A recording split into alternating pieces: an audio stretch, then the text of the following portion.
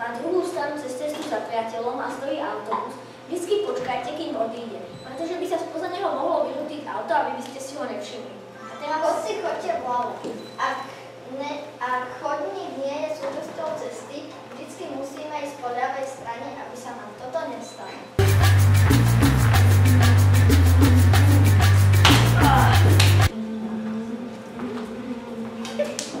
Nikdy sa nechajte v blízkosti ciest alebo na cestách, pretože mu nám voda ujsť voda, vy by ste sa na ňom rozbehli a možná by vás trafilo auto.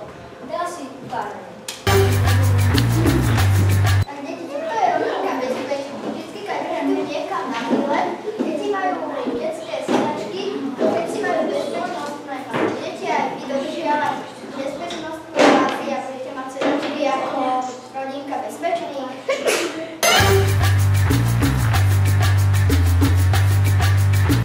Zapásaj sa, lebo preletíš cez predné okno. Čak to je bol, dovoľte som vrátila proste, čo som to vesmírno chcem. Mami, Šimon sa nechce zapásať. Šimon, okamžite sa zapáš.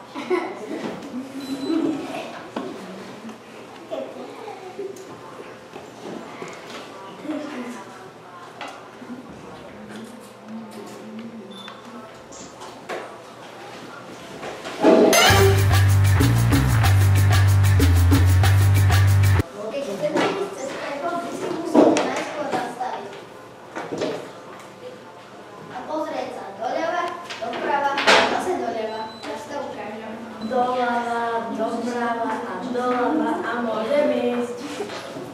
Červená nemôžeme ísť, a keď je zelená môžeme. Hej, stoj! Červená išlo auto. Teraz zelená môžeš ísť. Díky, že si mi zachránila život, akože som mu na zlinu. Môžem. Deti, keď chcete byť rovnický stav, musíte mať funkčné forma, predné biele svetlo, zadné červené svetlo, odraz a odrazky.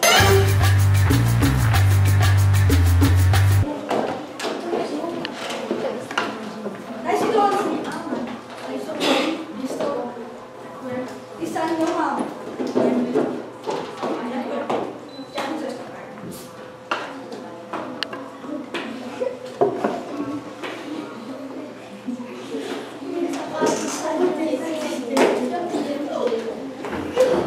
Ďakujeme vám, detičky. Máte cukríčky.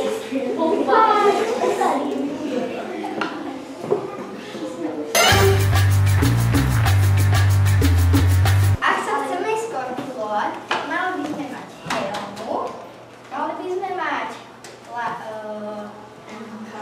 chranče na lakťoch, na kolenách, a teda keď sa chceme ísť korčulovať, mali by sme mať korčule.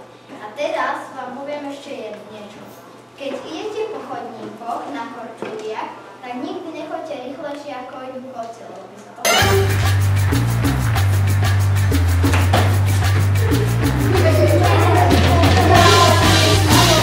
No dávaj si pozor, dievčinka, keď dávaj si pozor, lebo môže sa stať presne toto.